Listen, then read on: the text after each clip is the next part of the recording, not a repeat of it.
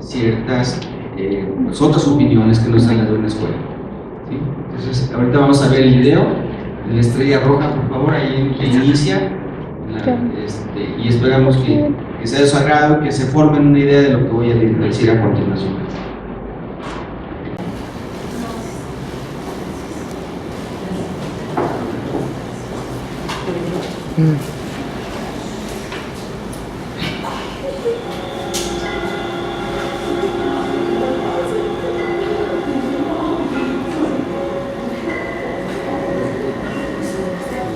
Los archivos públicos son una herramienta fundamental para comprender mejor el pasado del país.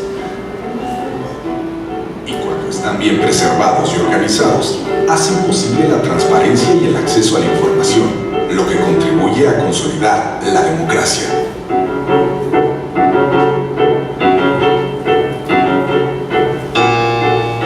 La historia de los archivos públicos en México se remonta a la Nueva España. Desde 1521 y durante los 300 años del virreinato, la colonia generó una incalculable cantidad de documentos.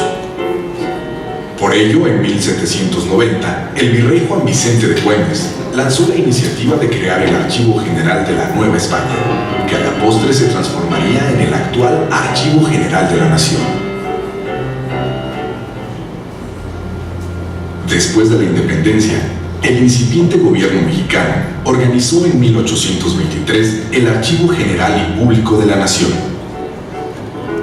Sin embargo, entre el fin de la Guerra de Reforma hacia 1870 y de la Revolución Mexicana en 1917, se calcula que fueron destruidos miles de documentos históricos y administrativos por la inestabilidad política en el país.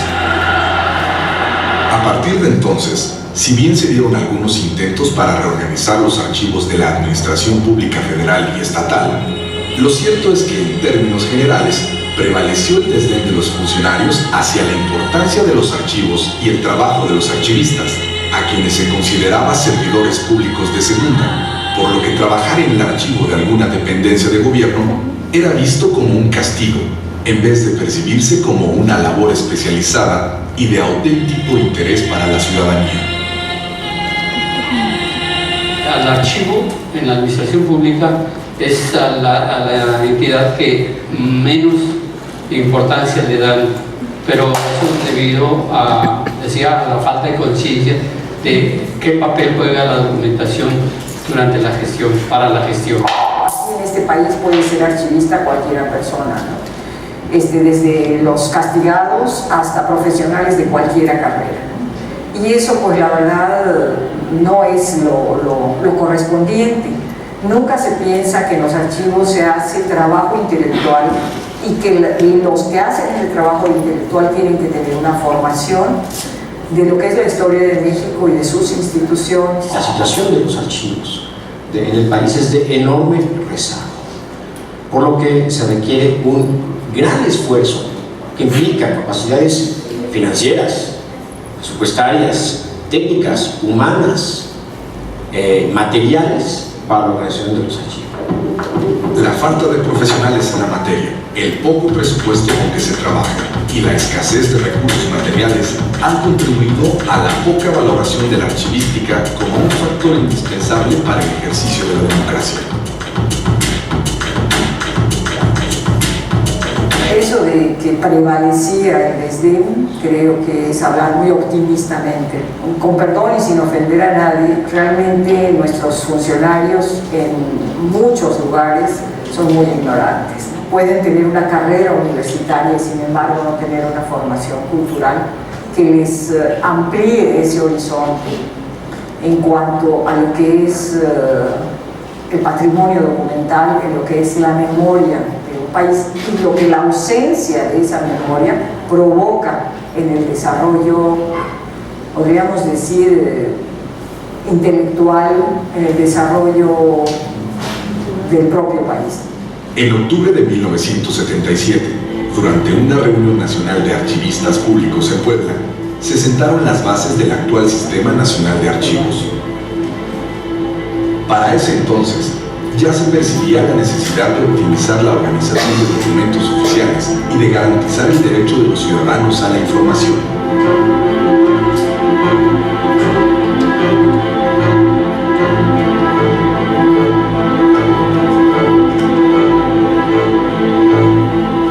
Sin embargo, el acceso a los archivos públicos simplemente no formaba parte de las políticas gubernamentales de aquellos años. Por el contrario, lo que imperaba era la confidencialidad y la opacidad casi absolutas. La reglamentación del uso de los archivos, en primer lugar, estuvo muy fraccionada. Cada dependencia hacía con su archivo lo que quería, lo manejaba como quería, mandaba a lo que se llama archivo muerto, que está mal utilizado el término, lo que consideraban que no debía ya de estar al acceso del público. Por lo tanto, había que poner algún par de obstáculos para que no fuera tan fácil tener acceso a ello. Para no hablar de la información realmente delicada, que o era desaparecida simplemente o era enterrada para que no apareciera. En nuestro país, realmente el asunto de los documentos públicos y los documentos gubernamentales fue durante mucho tiempo, durante toda la época del México autoritario, fue prácticamente un patrimonio de aquellos que elaboraban los documentos, es decir, los propios funcionarios gubernamentales que elaboraban documentos eran como los dueños de los documentos, no había quien les exigiera un documento, y esto era un poco el fundamento, la base de la arbitrariedad o de los grandes espacios de discrecionalidad de los gobernantes. Hoy, como parte de este impulso, de esta oleada democrática, es que el asunto del acceso a la información quiere decir que esta propiedad se extiende a los ciudadanos, al público en general, y por eso es tan importante el asunto de tener una regulación de los archivos. ¿Qué importancia tiene esto? Bueno, tiene importancia en tanto que nos permite saber realmente qué fuimos y qué no fuimos. Los mitos son muy poderosos, con frecuencia los mitos vienen a desplazar a la información real. Cuando uno no nutre a la población con información real de lo que ha sido, los mitos desplazan. Al Estado le importaba la seguridad, no le importaba el avance del conocimiento de los archivos. Esos eran archivos vivos que servían para vigilar organizaciones y a personas. Durante años estuve persiguiendo los archivos de la Dirección Federal de Seguridad, que no se sabía que existían. De hecho, algunos colegas me aseguraban que habían sido destruidos. Tanto insistí, me dieron la autorización a consultar esos archivos que estaban en ese momento depositados en el CISEN. Me permitió incursionar en un mundo que se creía desconocido y que permitió documentar muchas de las barbaridades que se cometieron durante la Guerra Sucia. Vamos, para que se den una idea, desde 1926 que la Secretaría de Gobernación no autorizaba a nadie consultar los archivos de su policía política. Como herencia del menosprecio hacia la cultura archivística y a un sentido patrimonialista de la información, miles de documentos oficiales quedaron confinados al mal llamado archivo muerto, cajas llenas de papeles que algún funcionario clasificó como inservibles, pero que por alguna razón u otra debían guardarse en un área aparte de los archivos propiamente activos. Así permanecían por años, sin posibilidad de resucitar mediante alguna consulta, condenados al olvido, a pesar de que por definición un archivo está vivo o no es archivo. El concepto de archivo muerto es una cosa terrible, devastadora para la creación de una cultura archivística. Es el archivo vivo lo que hay que estar conceptualizando. Incluso el concepto de archívese tiene unas connotaciones en nuestra cultura muy negativas, ¿no? Archívese es ciérrese, olvídese, arrúmbese, apílese, cuando yo creo que archívese debe entenderse como guárdese, consérvese, recuérdese, cuídese. Así, los archivos de gobierno, aunque se denominaran públicos, más bien resultaban invisibles a los ojos de la ciudadanía. Pero el 11 de junio de 2002 se dio un gran paso para iniciar la ruta hacia el acceso a la información. Con la aprobación de la Ley Federal de Transparencia y Acceso a la Información Pública Gubernamental, que creó al Instituto Federal de Acceso a la Información, IFAI, los mexicanos comenzamos a ejercer el poder ciudadano de informarnos sobre las acciones del gobierno. Los documentos públicos se mudaron de un gris archivero a una transparente caja de cristal.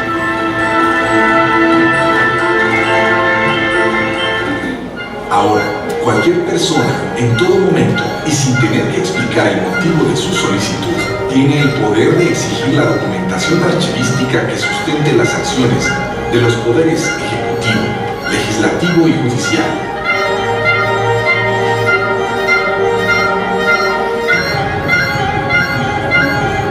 Así como de los organismos constitucionales autónomos.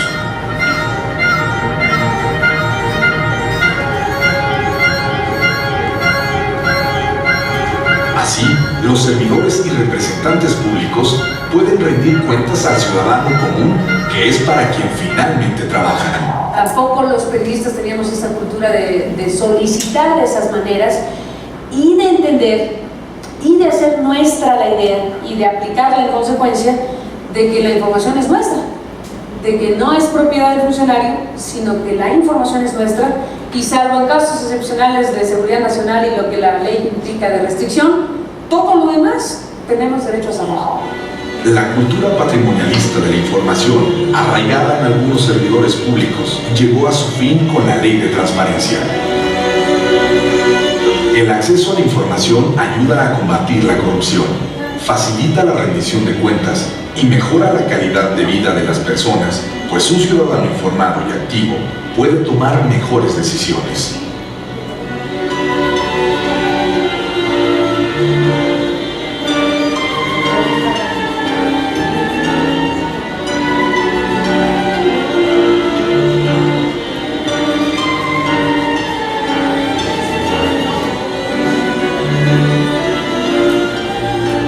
La efectividad de la ley es tal que a través de las resoluciones del IFAI se ha evitado que en el Poder Ejecutivo se clasifiquen y por tanto se nieguen expedientes bajo el argumento de que contienen información que puede menoscabar la seguridad nacional, las relaciones internacionales o la estabilidad financiera.